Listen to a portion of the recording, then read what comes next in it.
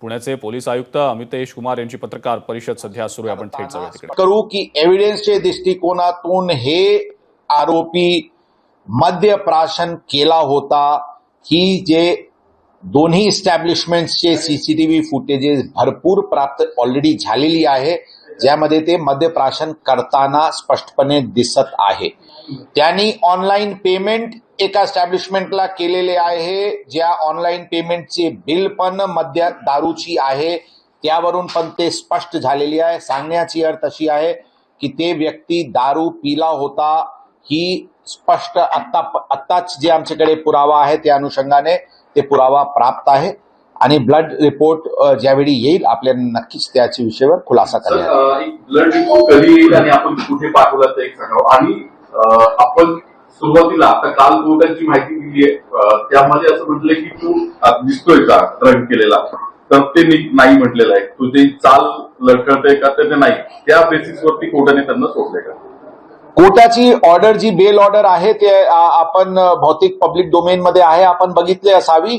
त्यामध्ये त्यांनी आरोपी हे एडिक्ट आहे दारूचे अशा प्रकारचे त्यांनी नमूद केलेले आहे आणि एडिक्शन इत्यादी इत्यादी, आणि ते ऑलरेडी पब्लिक डोमेनवर आहे. त्याबद्दल मला टिप्पणी करणे काही संयुक्तिक पण नाही, उचित पण नाही. परंतु ती आम्ही स्पष्ट करू की संडेला आम्ही 2 ऍप्लिकेशन कोर्टाला मूव्ह केला होता. एक ऍप्लिकेशन होता की ही हीनस क्राईम आहे, या 304 IPC मध्ये 7 वर्षपेक्षा जास्त शिक्षा आहे, म्हणून ज्युव्हेनाइल जस्टिस ऍक्टचे कलमा अंतर्गत ते हीनस क्राईम आहे, म्हणून त्यांना आणि त्यांचे वय 16 वर्षाचे वर आहे, म्हणून सेक्शन 15 ज्युव्हेनाइल जस्टिस ऍक्ट अनुषंगाने त्यांना एडल्ट म्हणून ट्रायल व्हायला पाहिजे, हे कायद्यात तरतूद आहे. आणि या घटनामध्ये 2 लोकांची मृत्यू झालेली आहे. एका अत्यंत नॅरो स्ट्रेच ऑफ रोडवर ते अत्यंत तेज गतीने ती वाहन चालवत होता, मद्य पिऊन ते अशा केलेले आहे, म्हणून ते हीनस क्राईम आहे, म्हणून त्यांना हे ट्राय करायला पाहिजे. ही अर्ज एक मिनिट साहेब, या अर्जाचे व्यतिरिक्त एक आणखी अर्ज करण्यात आला होता की जोपर्यंत या अर्जावर निर्णय होत नाही तोपर्यंत यांना रिमांड होमला 14 दिवसासाठी पाठविण्यात यावी. इन्सिडेंटली दोन्ही अर्ज रिजेक्ट करण्यात आली आणि जे ते चाइल्ड केअर होमला पाठवण्याची जी विनंती होती आमची ती अमान्य करताना त्यांनी कोर्टाने 2 पानाची ऑर्डर केलेली आहे, ऑलरेडी पब्लिक डोमेन मध्ये आहे. ऑलरेडी त्यावर काल भरपूर प्रिंट आणि इलेक्ट्रॉनिक मीडियामध्ये त्याच्या विषयावर भरपूर चर्चा पण झालेली आहे. त्याबद्दल मला टिप्पणी करणे काही सही नाही. ब्लड रिपोर्ट कुठे पाठवण्यात आलेली आहे ती सांगणे संयुक्तिक नाही आहे, परंतु ते लवकरात लवकर येईल याची प्रयत्न सुरू आहे.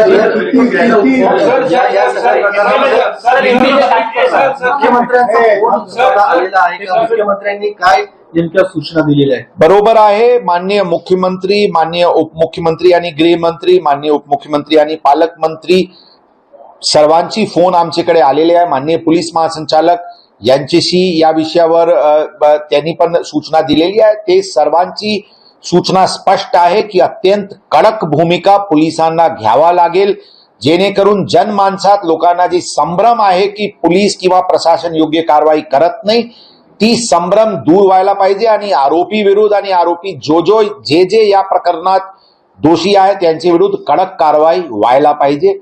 हीच भूमिका शासनाची आहे आणि त्याच अनुषंगाने पोलीस डे 1 पासून तीच मार्गाने चालत आहे. सर, या सगळ्या प्रकरणामध्ये आमच्यावरती दबाव आहे आणि दबावातनं पोलीस कारवाई करत नाही अशा पद्धतीने सातत्याने आरोप केला जातोय. नेमकं कुणाचा दबाव पुणे पोलिसांवरती? साहेब, आम्ही काल पण सर्वांना स्पष्ट केले होते की पोलीस यामध्ये जी कारवाई रविवारी प्रथम दिवशीपासून करत आहे, 304 IPC लावण्याचे प्रकार असतील, कोर्टाला ज्युव्हेनाइलला एडल्ट ट्राय करायसाठी अर्जचे असतील, नंतर 75 आणि 77 ज्युव्हेनाइल जस्टिस ऍक्ट तहत गुन्हा दाखल करायची असतील, पोलीस डे 1 पासून कायद्याची मार्गावर आहे. मी काल ही पण खुलेआम सांगितले की कोणताही लीगल पॅनल, लीगल एक्सपर्ट समोर आम्ही खुलेआम चर्चा करण्यास तयार आहे. जर कोणी मला जे भूमिका, जे स्टेप्स पोलिसांनी घेतलेले आहेत त्याचे पेक्षा काही आणखी स्ट्रिंजेंट भूमिका कोणी मला सुचवत शकतील तर आम्ही त्या चर्चावर जाण्यास पण तयार आहे. सांगण्याची अर्थ असा आहे की आम्ही डे 1 पासून कायद्याची मार्गावर ठामपणे चालू आहे जेणेकरून जे दुर्दैवी घटना झालेली आहे, ज्यांच्यावर 2 इनोसेंट लोकांची जीव गेलेली आहे, त्याचे आरोपी विरुद्ध कडक शिक्षा व्हायला पाहिजे, हीच भूमिका डे 1 पासून आहे. कोणताही प्रकारचे दबाव कोणाचाही या प्रकरणात पोलिसांवर कधी नव्हता आणि नाही आणि यापुढे पण राहणार नाही असे आम्हाला पूर्ण विश्वास आहे. आणि पोलीस कायद्याची मार्गाने चालतात, पोलीस कायद्याची मार्गावर चालू आहे. या प्रकरणात लॉजिकल कन्क्लुजन पर्यंत ठामपणे भूमिका मांडून आम्ही घेऊन जातो. या सगळ्या प्रकरणामध्ये आता संजय राऊतांनी थेट असा आरोप केलाय तुमच्यावरती आणि तुमच्या बडतर्फाची मागणी संजय राऊतांकडून करण्यात आली. याबद्दल मी त्यांचे वक्तव्य मी ऐकलेले नाही, परंतु आम्ही स्पष्टपणे नमूद करू इच्छितो की कोणताही प्रकारची लीगल एक्सपर्ट जर यायचे असतील तर यावी आमच्याकडे आणि आम्हाला सांगावी की याचेपेक्षा काही बेटर, काही आणखी चांगली, आणखी कडक भूमिका कोणताही लॉ एन्फोर्समेंट एजन्सीला शक्य होता का, त्या अशा प्रकारचे पॅनल डिस्कशनवर मी खुलेआम पब्लिकली जाण्यास तयार आहे. आम्ही आमची भूमिका, आम्ही कारवाई यामध्ये अत्यंत कडक रीत्याने प्रथम दिवशीपासून करत आहे आणि करणार पण आहे.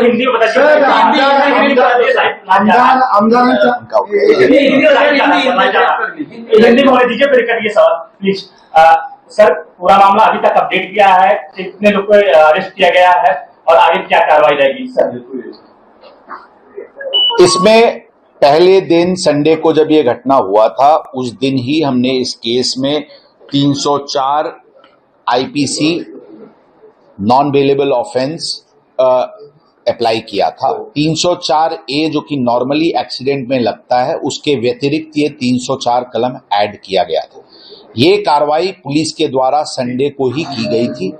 उसके बाद हमने कोर्ट में एप्लीकेशन मूव किया था कि इस जुवेनाइल को, चूंकि ये हीनस ऑफेंस है under the definition of juvenile justice act, इसको एडल्ट की तरह ट्रायल किया जाए.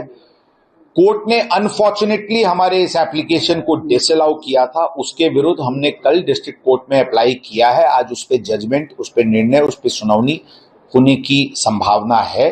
पूरी तरीके से लीगल जो भी रेमेडीज है वो हम एक्सप्लोर कर रहे हैं और हमारी आज भी यही धारणा है कि इस जुवेनाइल को जिस प्रकार का ऑफेंस उसने किया है, इसको एडल्ट की तरह ट्राई किया जाए.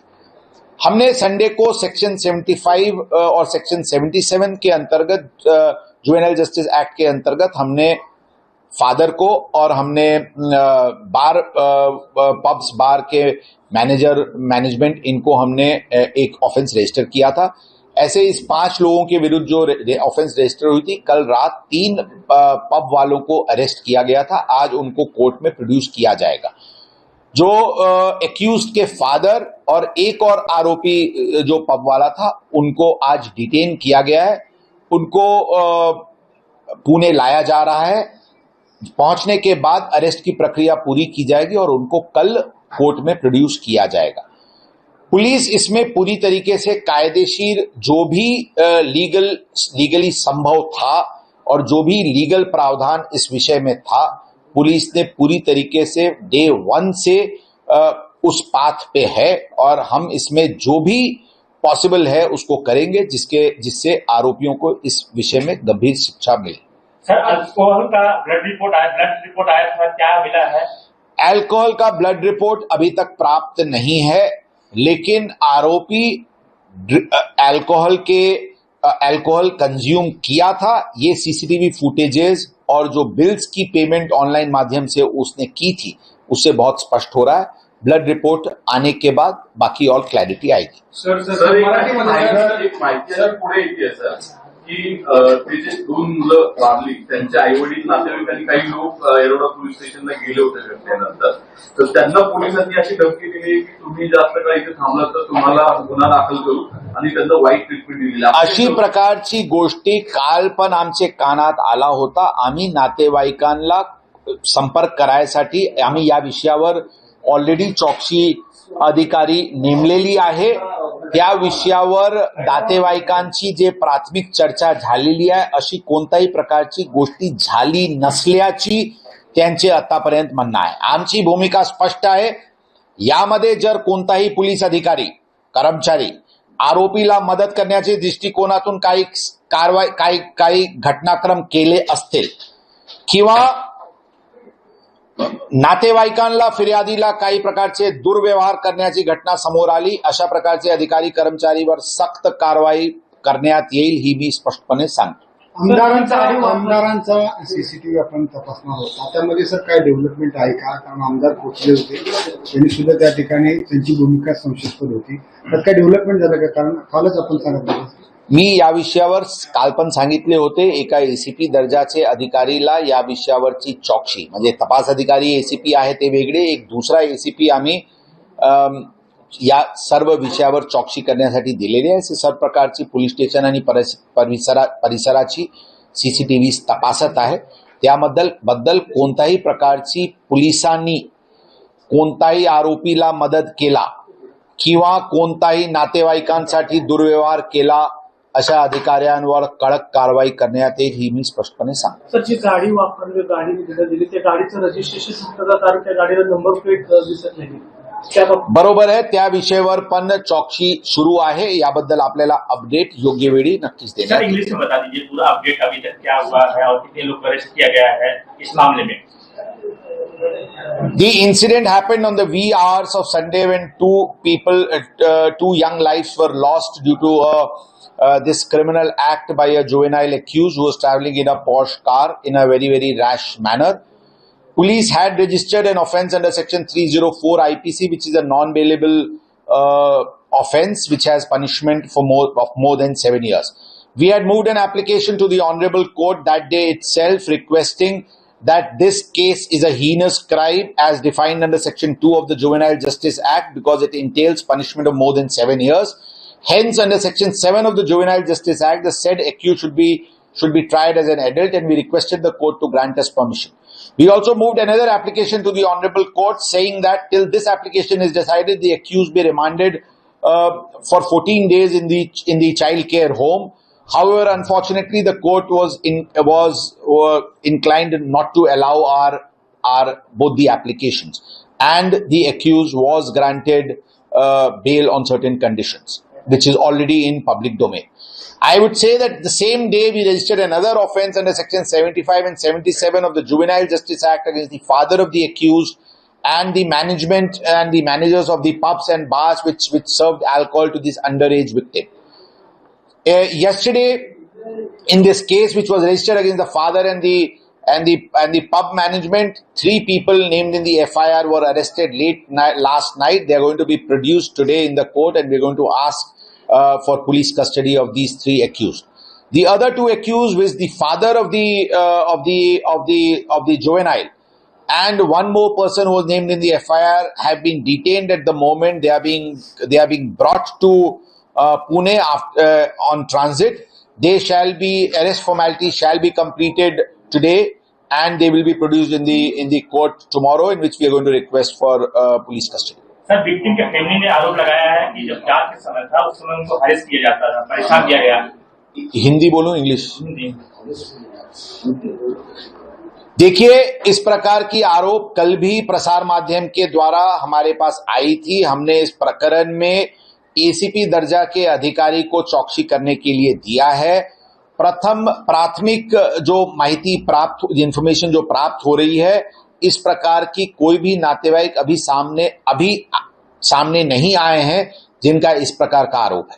पुलिस की और हमारी भूमिका बहुत स्पष्ट है कि कोई भी पुलिस अधिकारी और कर्मचारी अगर किसी भी प्रकार का आरोपी को प्रत्यक्ष या अप्रत्यक्ष सहकार या सहयोग किया होगा, या कोई भी फिर्यादी या उनके नातेवाईक के साथ किसी प्रकार का दुर्व्यवहार करता हुआ पाया जाएगा इस प्रकरण में, उसके ऊपर अनप्रेसिडेंटेड सख्त कार्रवाई की जाएगी.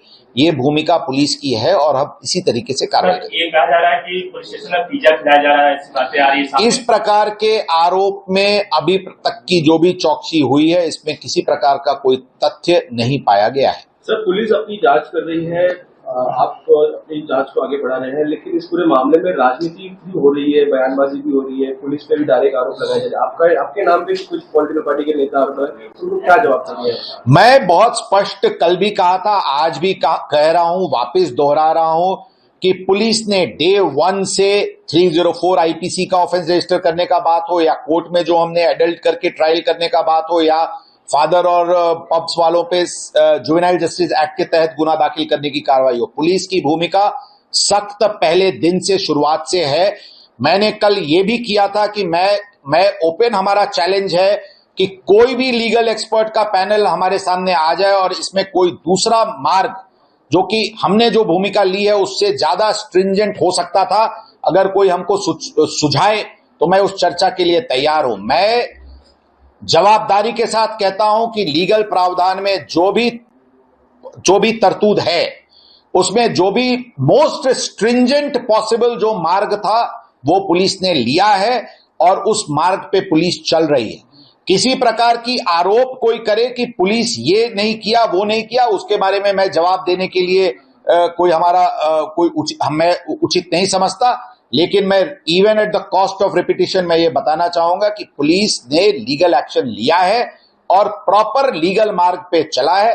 फिर भी अगर किसी को कोई इसमें सुझाव है जरूर हमारे पास आए, मैं ऑफिस में हूं, मैं ऑनलाइन डिबेट में जाने को तैयार हूं, and we will try and prove to all concerned, all stakeholders that we have adopted the most stringent possible approach, and we shall do whatever is at our command to ensure that the 2 young lives which were lost gets justice and the accused gets duly punished. Sir, what was the quantity of alcohol consumed by the accused at his friends as per the bill of the restaurant?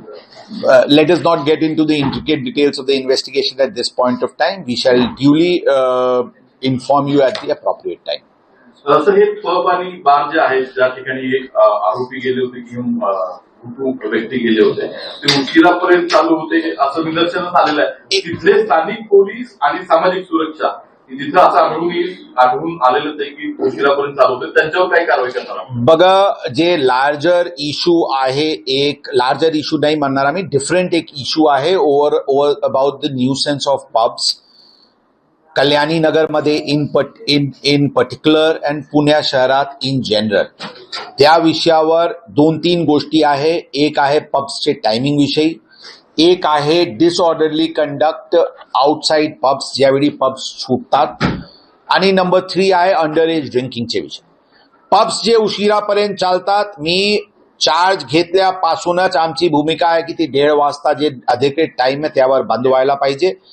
Me residents association आणि सर्व stake होल्डर्सशी संपर्कात पण आहो। आपण कोणालाही विचारले तर या गोष्टीवर किंवा हुक्काचे सर्व्हिसचे जे प्रमाण होता त्या सर्व प्रकरणांवर 80 to 90% मध्ये शहरात सुधार आहे। ह्या प्रकरणात पण काही उशिरापर्यंत स्टॅब्लिशमेंट चालत होता अशा प्रकारचे प्रथमदर्शनी सीसीटीव्ही फुटेज वरून दिसत नाही। परंतु अंडर एज ड्रिंकिंग आणि डिसऑर्डरली कंडक्ट किंवा ट्रॅफिक कंजेशन आउटसाइड बार्स आणि इस्टॅब्लिशमेंट्स, यामध्ये जे पार्किंग स्पेस बिल्डिंग प्लॅन मध्ये आहे त्यांचे चेंज ऑफ यूजचे विषय आहे। यामध्ये महानगरपालिका, कलेक्टर ऑफिस, एक्साइज डिपार्टमेंट याचे सोबत मिळून आम्ही अत्यंत कडक भूमिका पुढच्या काळात घेणार आहे। याची पूर्ण रूपरेखा आपल्याला 2 ते 3 दिवसात आमची पोलिसांची काय भूमिका राहणार आहे त्याबद्दल करू, आणि ते कायमस्वरूपी ते चित्र बदलेल याच्यासाठी आम्ही विचाराधीन आहे। सर, वडिलांना कुठं अटक केली? वडिलांना आणि कधी अटक केली ताब्यात घेतली? आणि चौथा आरोपी जो आहे, टोटल किती आरोपी आतापर्यंत अटक झाले? टोटल एफआईआर में 5 आरोपी थे, उसमें से 3 आरोपियों को कल हमने लेट नाइट अरेस्ट किया, उनको आज हम कोर्ट में प्रोड्यूस करेंगे। जो उसके फादर है और जो एक और आरोपी था उसको आज ताबे में, फादर को औरंगाबाद, वो फरार था परसों से, उसको आज अर्ली मॉर्निंग आवर्स में औरंगाबाद से एक होटल से उसको ताबे में लिया गया है और उसको ट्रांजिट पे यहाँ लाया जा रहा है। ट्रांजिट पीरियड जो जब तक वो पहुंचेगा उसके बाद जो भी मेडिकल और बाकी फॉर्मेलिटीज है करके उसको कल कोर्ट में ये दोनों आरोपियों को प्रोड्यूस किया जाएगा। मतलब उधर औरंगाबाद में पहले प्रोड्यूस कर? नहीं, औरंगाबाद में प्रोड्यूस नहीं, उनको ताबे में लेके आ रहे हैं। डिस्टेंस थोड़ा ज्यादा है, ट्रैफिक कंजेशन रहता है, आते आते शाम शायद हो जाए, आने के बाद उनको हम कल प्रोड्यूस करेंगे। सर, औरंगाबाद से कौन arrest? Father and Father, only the father. The other person has been detained in New Bombay area. his arrest formalities will also be done today evening. Sir black purse जो आहे त्याच्यात आपण नेमकं कोणाला मालकाला अटक केली की मॅनेजरला? मला प्रत्यक्ष नाव आता नाही आहे. FIR ऑलरेडी काल आम्ही सर्क्युलेट केले होते.